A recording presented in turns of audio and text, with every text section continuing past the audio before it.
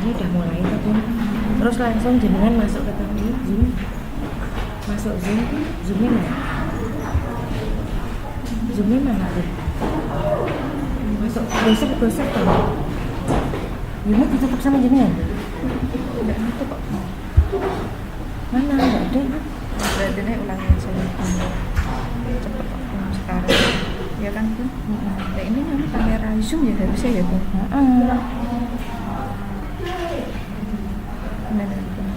ini ada dua. Oh ini. Nah, tuh. Oke, terus share screen. Dulu jangan share screen nanti ya Bu. Udah sekarang di tes juga bisa suaranya keluar. Tes Pak Dendi, suara saya bisa didengar Pak?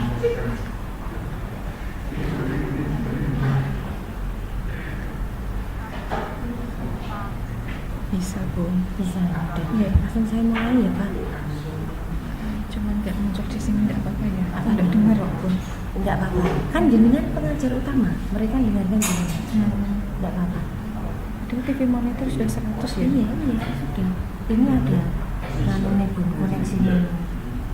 Sekarang jenengan langsung ajar itu. Berarti ini sebenarnya aku kan tadi aku belum Bu. Ini kan udah jalan. Sudah merekam Semuanya? sudah merekam. Ini jenengan sudah live. Termasuk YouTube ya Bu? YouTube diklik coba, klik. YouTube diklik. YouTube dibuka. Ini kan udah punya link jenengan Bu. Ini yang dikirim dulu. Disalin ke yang tadi. Salin.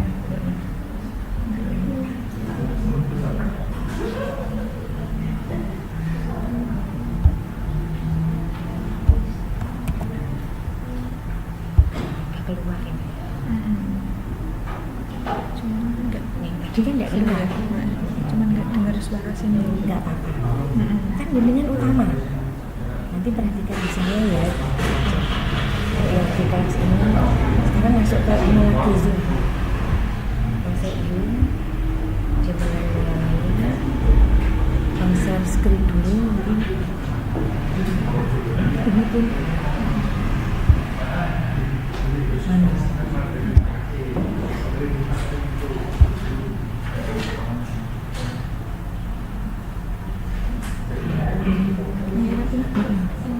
Nanti klik itu, ini jalan dulu. Iya ini ya. Sekarang mulai bisa kan? Bisa. Bisa ya, bisa. Nanti tak Nek kamu WA dulu. oh siap. Mau ngambil foto kalau udah mau keluar aja. Jangan disuruh keluar. Ada siapapun itu loh. Siapapun suaranya bisa kencang itu lebih. Oke. Enggak tolong ya Bu.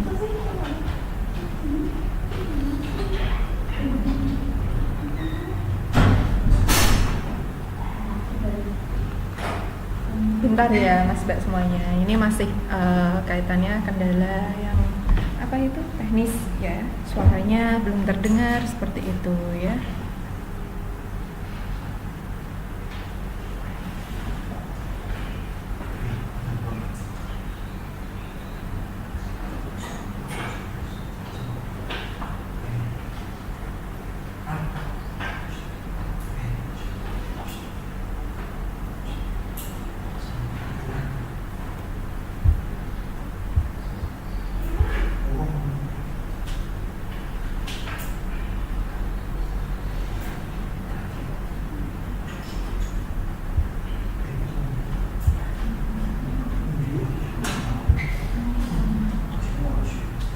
Pak Dendi, Bu Tanti, untuk perkuliahan saya mulai nanti jam 10 lebih sedikit ya, karena ini masih ada kendala teknis bentar.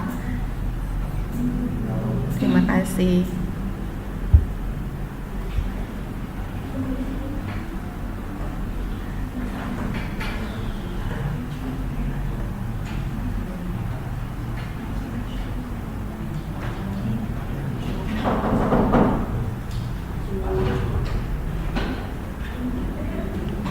Nutupnya jangan dulu.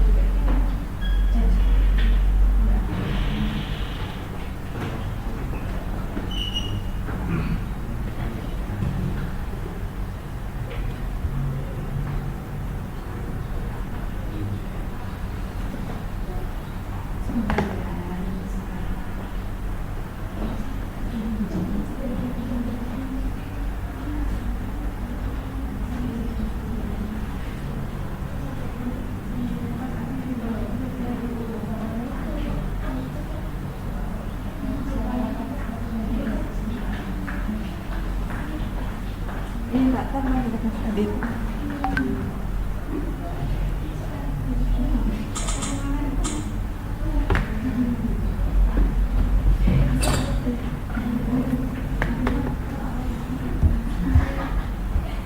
Stop dulu. Stop. Mana Mas?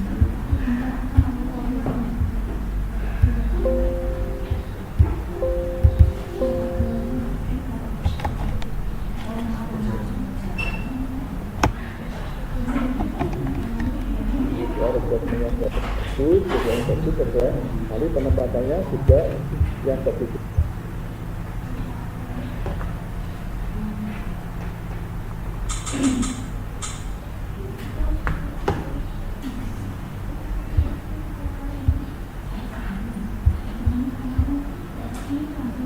Ini Bu Siti pendamping atau utama? Aku utama Mas. Utama.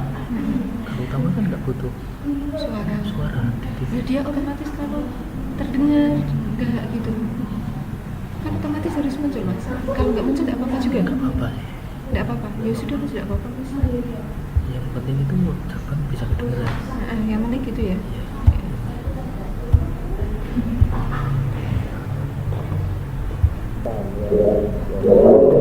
Itu ucapan. Oke. Iya. Terima kasih ya Mas.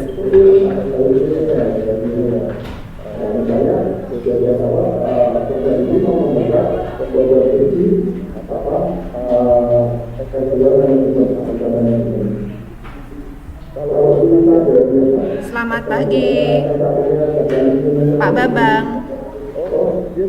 Oke, suaranya sudah bisa didengar ya Pak? Oke, untuk perkuliahan ini akan saya mulai Bapak Ibu semuanya.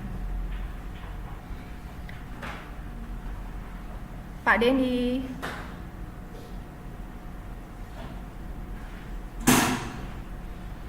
Bu Tanti. Oke, siap. Pak, Nyon Sewu nanti apabila PPT tidak berjalan, minta tolong disampaikan J Bapak Ibu semuanya. Oke. Saya mulai. Selamat pagi Bapak Ibu semuanya dan Mas Mbak ya. Terima kasih sudah hadir di perkuliahan Mas Mbak semuanya secara offline maupun online. Terima kasih untuk Bapak Ibu ya kita sebagai dosen utama dan dosen pendamping. Kemudian untuk mungkin perkenalan dulu di sini untuk Bapak Bambang ada di kampus Siliwangi, kemudian Bapak Awi di Kartosuro, kemudian Bu Tanti di kampus Ungaran. Dan maaf ini Pak Dendi belum saya ketik ya, Nyon Sewu Pak Dendi di kampus Kendal gitu ya, dan saya sendiri Siti Khalifah di kampus Majapahit. Kebetulan di sini saya sebagai dosen utama. Nanti untuk Bapak Ibu semuanya ya, setelah perkuliahan ini selesai nanti untuk kampus masing-masing cabang ya, dan Bapak Ibu dosen pendamping masing-masing bisa melanjutkan perkuliahan atau misalkan saja diberi soal seperti itu, okay? Nah, untuk Bapak Ibu semuanya di pertemuan pertama ini karena kita sudah berkenalan itu tadi, untuk presensi mungkin saya sampaikan di dalam presensi Mas Mbak semuanya. Untuk presensi diharapkan pastinya Mas Mbak semuanya lebih dari 75% ya untuk kehadirannya. Dan untuk presensi ini melalui Siakat bisa Anda akses ya, dari perkuliahan itu dimulai sampai penutupan itu jam 23.59 seperti itu. Kemudian Di dalam perkuliahan pengantar manajemen ini, Mas Mbak semuanya, untuk pertemuan pertama ini kita membahas materi tentang dasar-dasar manajemen, ya. Dasar-dasar manajemen. Nah, untuk PPT kedua, ya, untuk mungkin saya tanya ke Bapak Ibu semuanya, apakah terlihat untuk PPT-nya Bapak Ibu semuanya? Lihat silakan. Jalan enggak, Pak?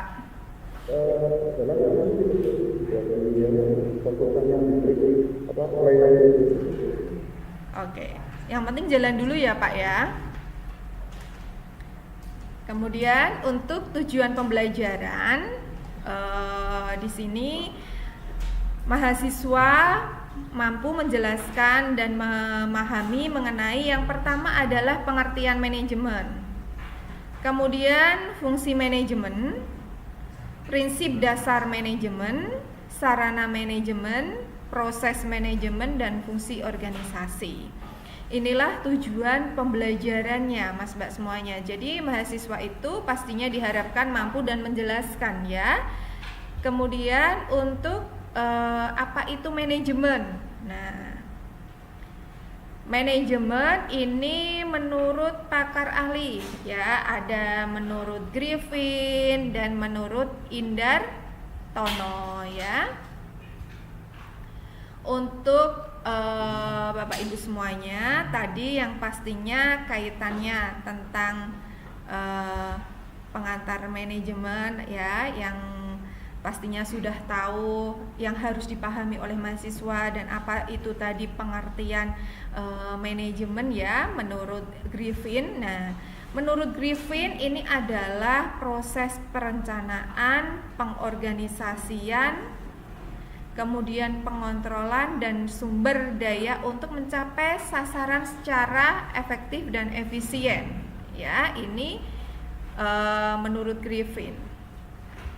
Sedangkan manajemen ini menurut Indartono, ya. Manajemen menurut Indartono ini adalah proses perencanaan, pengorganisasian, penyusunan personalia, pengarahan dan pengawasan anggota organisasi untuk mencapai tujuan organisasi. Nah, ini Mas Mbak semuanya ya pengertian dari manajemen. Kemudian untuk fungsi manajemen Mas Mbak semuanya. Ya, fungsi manajemen ini mungkin yang paling Mas Mbak semuanya nanti itu selalu mengingat ya, dan pastinya akan selalu muncul di soal ya. Itu adalah fungsi manajemen ini ada perencanaan, pengorganisasian, pengarahan dan pengawasan, atau kita bisa singkat dengan POATS ya. POATS itu perencanaan, pengorganisasian, pengarahan dan pengawasan.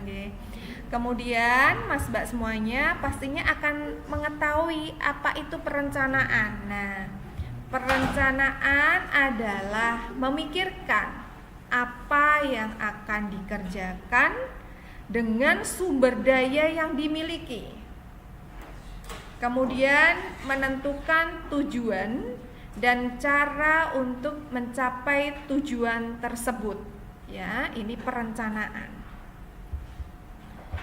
Kemudian di dalam perencanaan itu pastinya ada apa saja? Ada penentuan strateginya, kebijakan, ya, proyek, program, prosedur, metode, sistem, ya, anggaran dan standar yang dibutuhkan untuk mencapai tujuan organisasi. Ini perencanaan. Kemudian fungsi organisasi itu sendiri, ya, fungsi organisasi itu sendiri yaitu penentuan sumber daya dan kegiatan yang dibutuhkan untuk mencapai tujuan. Kemudian tujuan organisasi ini membagi kegiatan besar menjadi kegiatan yang lebih kecil, ya. Kemudian mempermudah manajer dalam melakukan pengawasan yang pastinya di sini menentukan orang yang dibutuhkan. Gitu ya.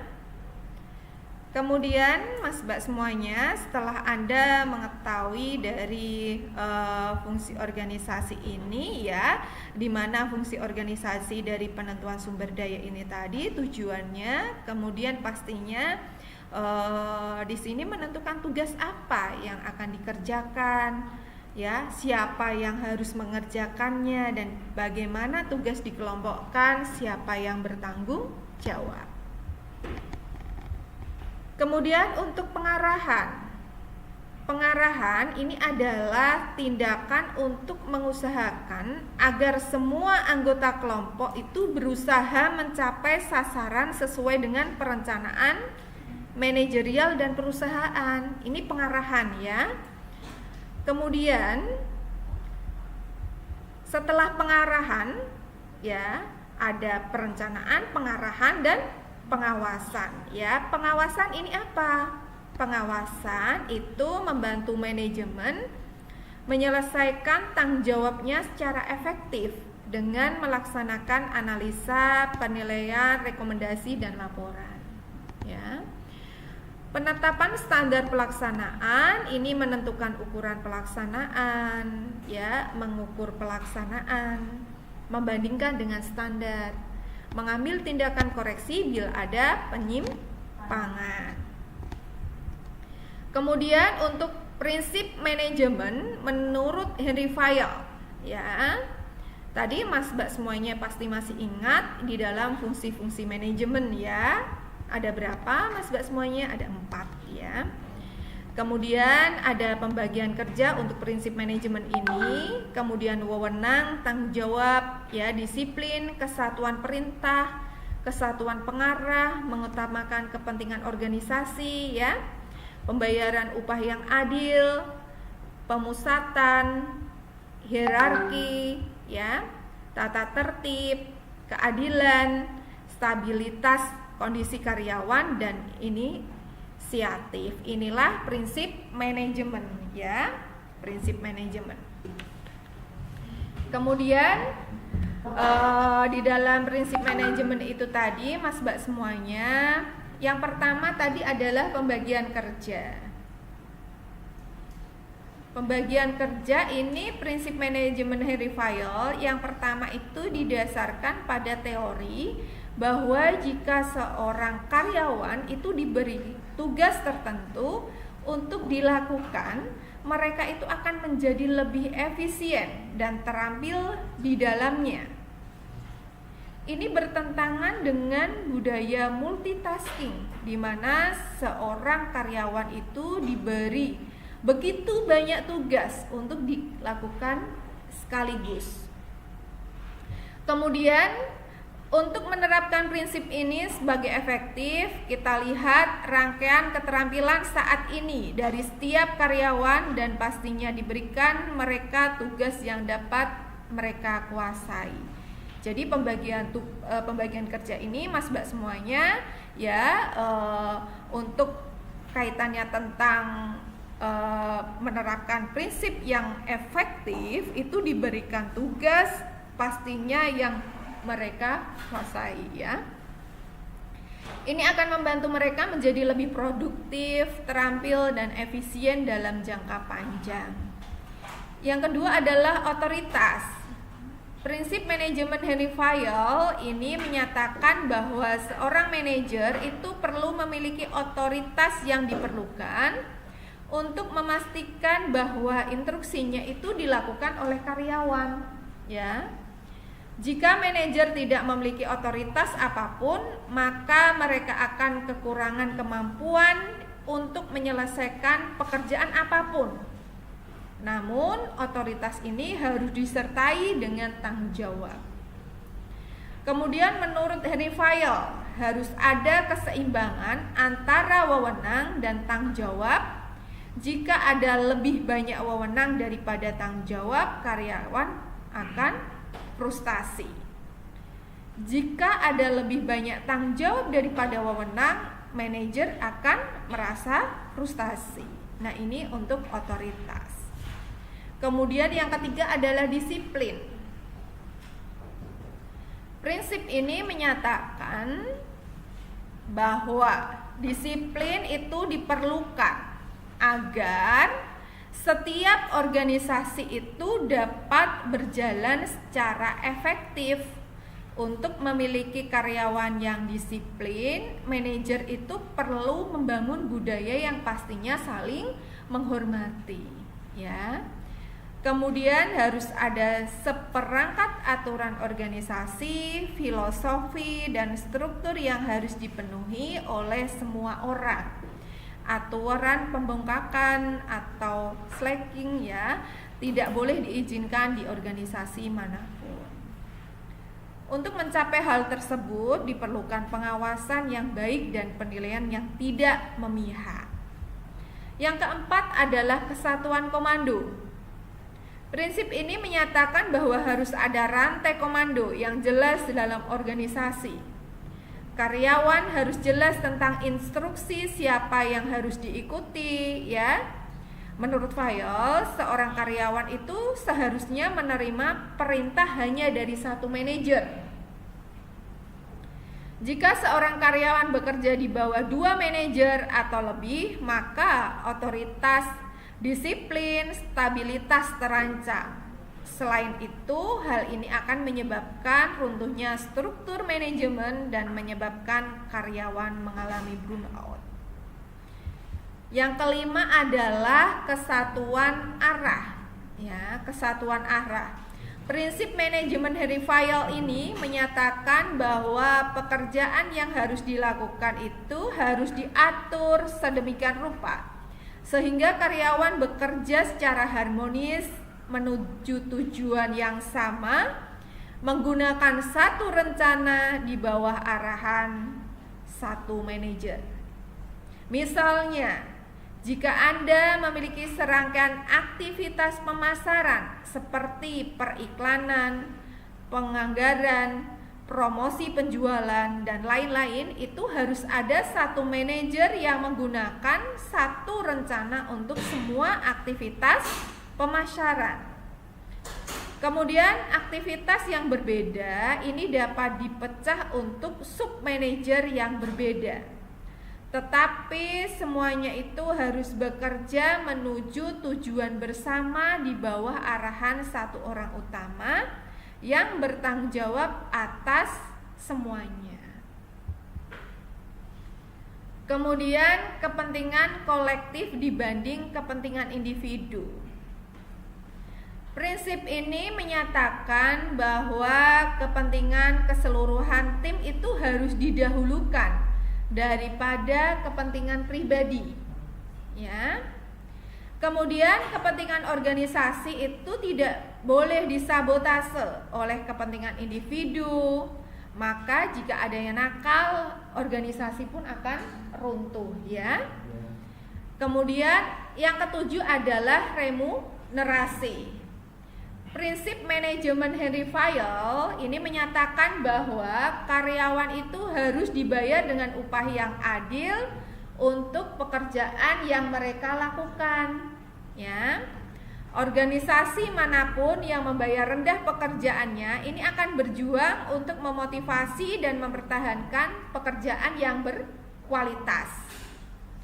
Kemudian remunerasi ini harus mencakup insentif finansial dan non-finansial. Juga harus ada struktur untuk menghargai kinerja yang baik untuk memotivasi karyawan. Yang kedelapan adalah sentralisasi.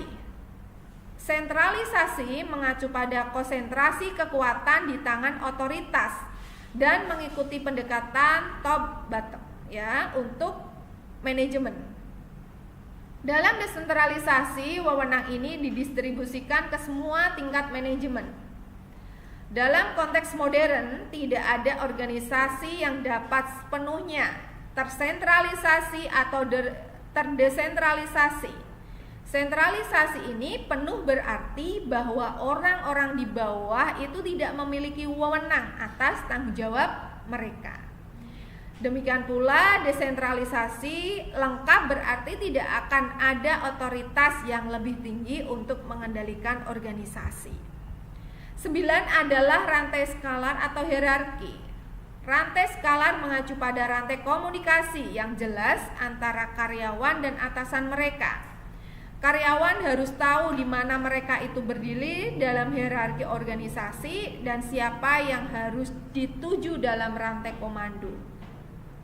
Untuk menerapkannya di tempat kerja, maka Fayol menyarankan agar ada bagan organisasi yang dibuat agar karyawan itu dapat melihat struktur ini dengan jelas, ya. Ini kaitannya tentang hierarki. Yang ke-10 adalah penempatan sumber daya yang tepat. Prinsip ini menyatakan bahwa harus ada penempatan sumber daya, tenaga kerja, uang, bahan, dan lain-lain yang teratur di tempat pada waktu yang tepat. Ini memastikan penggunaan sumber daya yang tepat secara terstruktur. Salah menempatkan salah satu sumber daya ini akan menyebabkan penyalahgunaan dan kekacauan di dalam organisasi, ya. Yang ke-11 adalah keseimbangan. Keseimbangan adalah kombinasi dari kebaikan dan keadilan. Prinsip ini menyatakan bahwa manajer itu harus menggunakan kebaikan dan keadilan terhadap semua orang yang mereka kelola.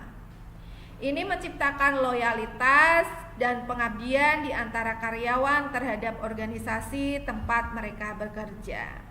Yang ke-12 adalah stabilitas masa jabatan pegawai. Prinsip ini menyatakan bahwa organisasi itu harus bekerja untuk meminimalkan pergantian staf dan memaksimalkan efisiensi. Setiap karyawan baru tidak dapat diharapkan untuk langsung terbiasa dengan budaya organisasi.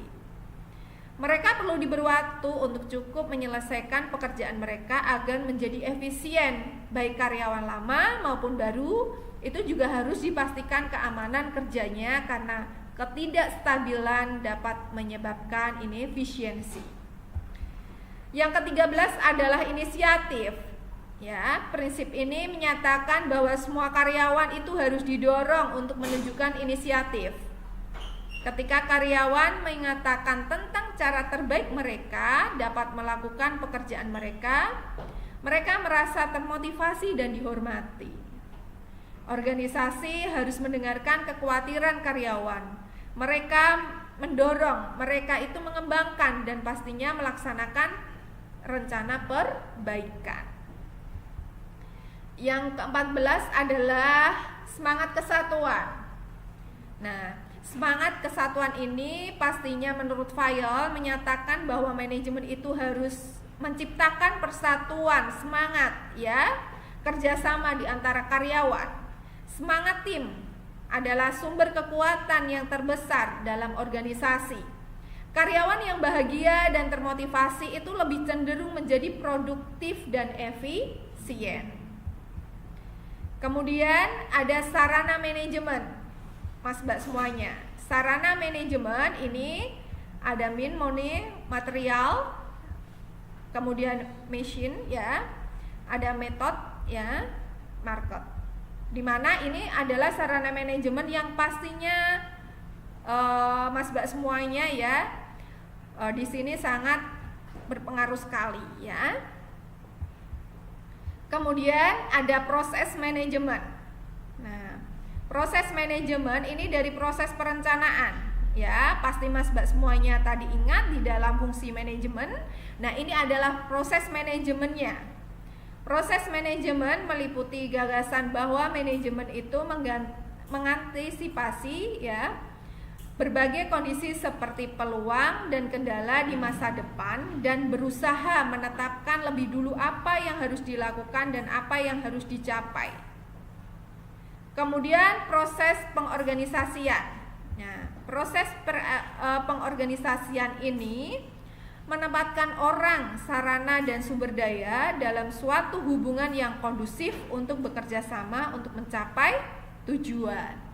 Kemudian untuk proses pelaksanaan ada pemberian arah, perintah kerja, ya, dorongan, motivasi kerja, serta pemecahan masalah.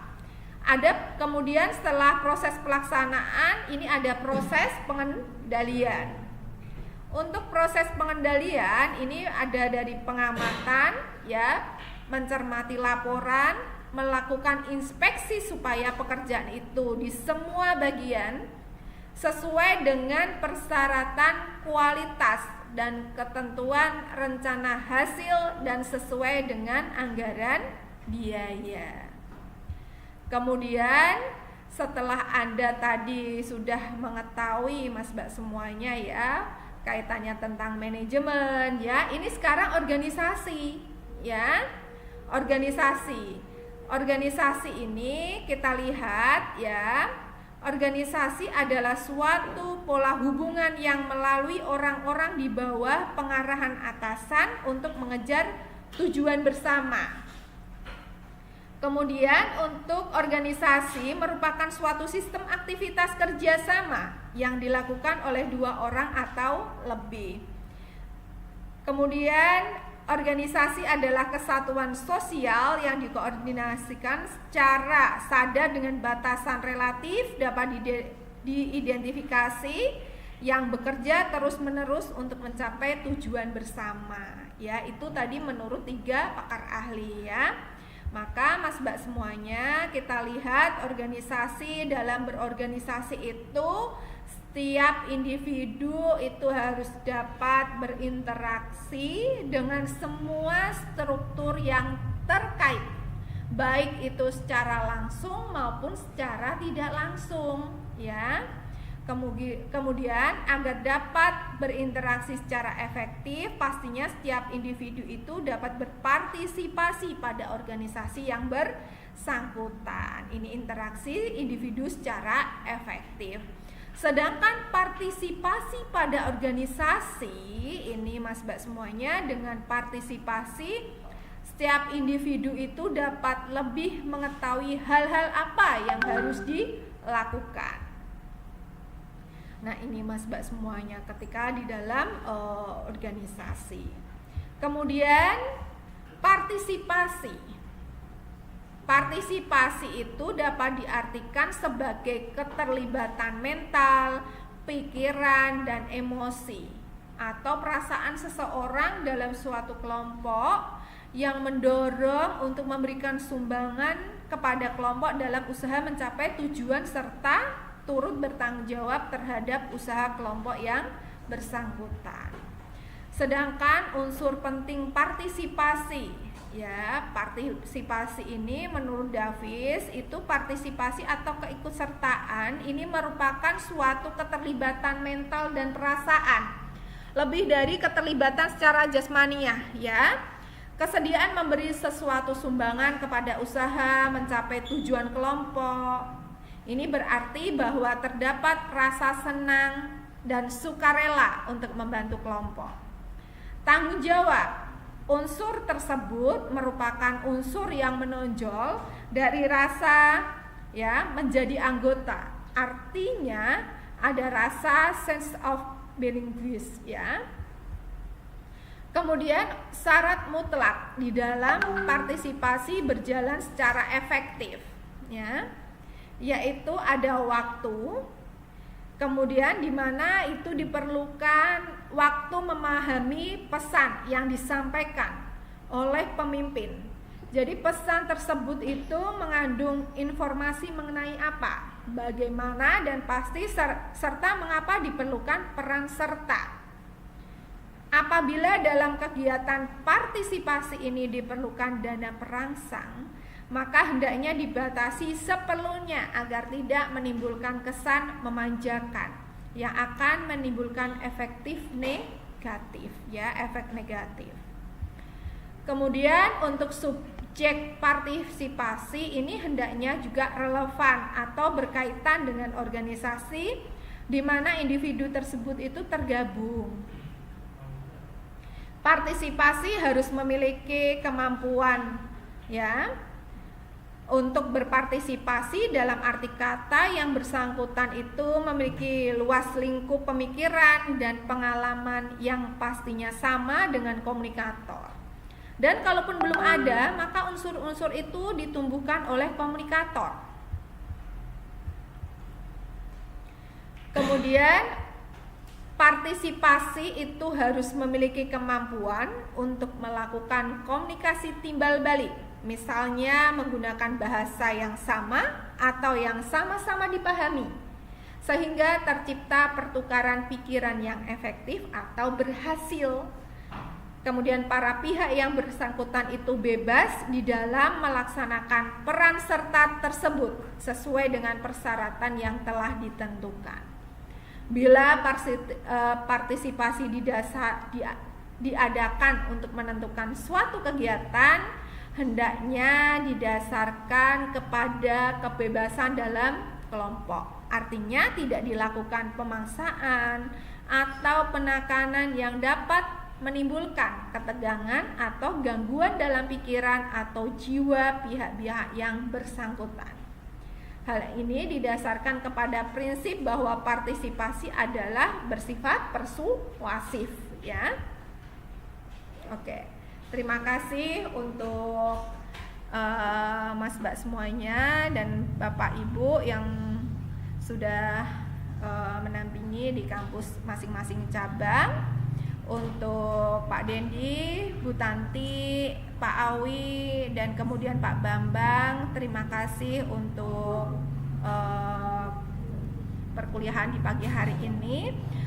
Untuk kampus masing-masing cabang, nanti untuk mahasiswa di kampus masing-masing cabang nanti bersama Bapak Ibu dosen pendamping masing-masing, ya. Mungkin itu saja dari saya. Terima kasih atas perhatiannya. Mohon maaf apabila ada salah-salah kata. Terima kasih Pak Dendi, Bu Tanti, Pak Awi, dan Pak Bambang. Saya undur diri. Mohon maaf apabila ada salah-salah kata. Selamat pagi. Wassalamualaikum warahmatullahi wabarakatuh.